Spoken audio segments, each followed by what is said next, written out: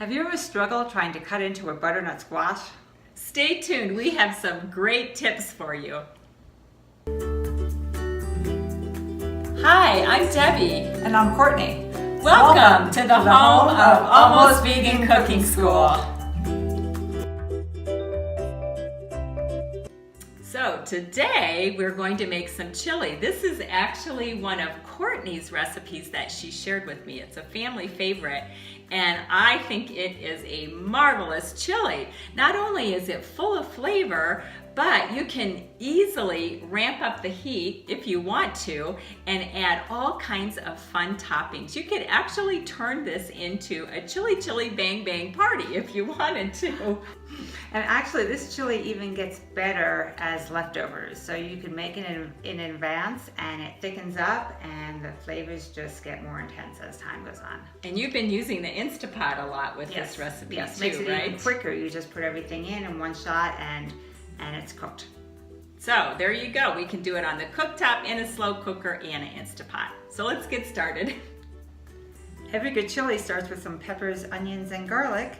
And today we're going to use some red pepper. And this is about a 1/2 inch chop. And some red onion. And this is a little bit smaller dice. And with our garlic, we're just going to mince that up. And the last ingredient that goes into the saute is this butternut squash. This is equivalent to about 1.5 pounds, so a little on the small side. And I want to show you something that I do to make this much easier to work with, because I always feel like sometimes it feels like you're going to be a little uncomfortable with something that is so dense. So first, cut off the top and the bottom of the squash. And next, I'm gonna go in and slice this in half. I'm gonna remove the seeds, and then I'm gonna put it on a glass plate and microwave it for 2 to 2.5 minutes. And then we're gonna finish prepping. And it's a little warm right now. You could let it cool off, but so often I'll just put on gloves so I can handle it and begin working with the squash. And I find it's even easier to peel it if you have warmed it up a little bit.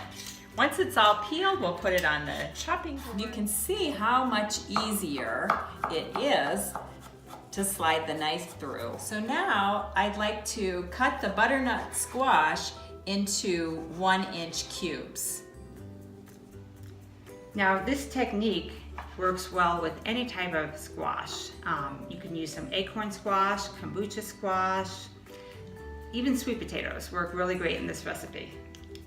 Everything except spaghetti squash. Yeah, of course. And if you're a little intimidated by using a whole squash, or if you can't find one in your supermarket, feel free to look for the frozen squash as well. So if you've never cooked with Chipotle peppers before, you are gonna love them in this recipe.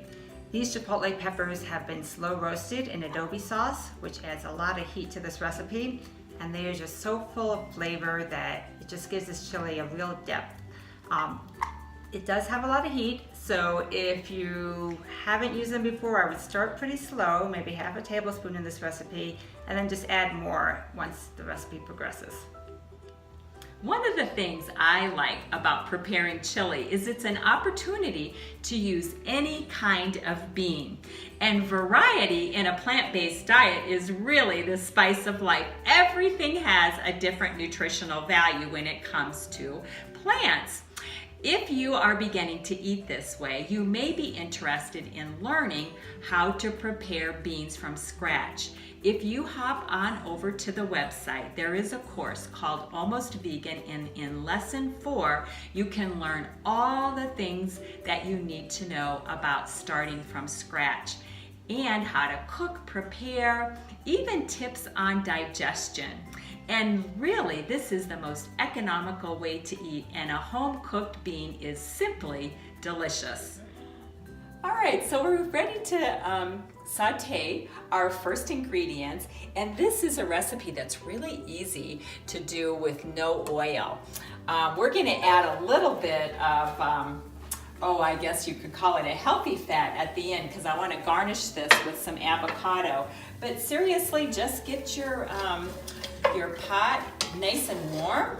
This is on medium heat because it's cast iron, and we're going to cook all of these things for about 10 minutes to soften them up.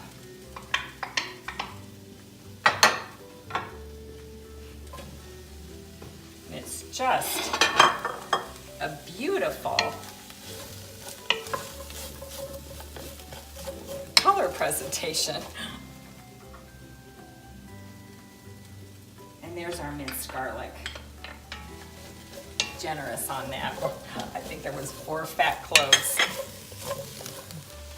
Okay, the onions are pretty soft right now. That took about 10 minutes because we threw everything in the pot. And of course, if you were to make this in an Instapot, you would just do everything all at once. But now, what I'd like to do is add a bay leaf in all of my dry ingredients.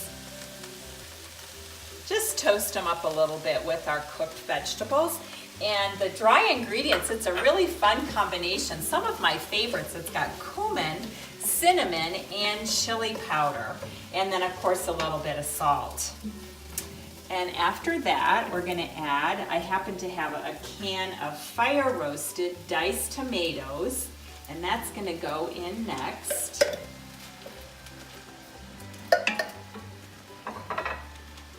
And I have 2 cans of beans here, or 4 cups if it's from scratch. And those were drained and rinsed.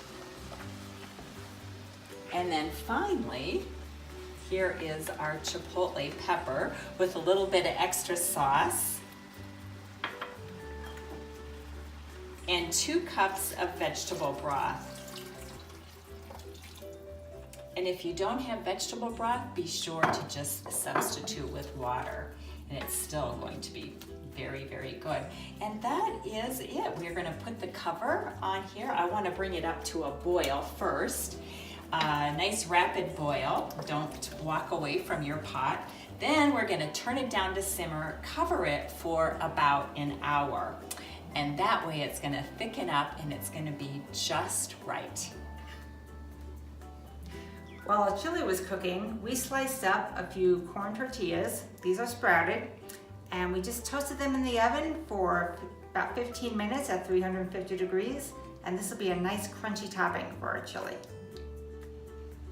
One of the things I love about being vegan is food like this. Such wonderful, simple ingredients, and we can create a meal that is so good for us and so good for the planet.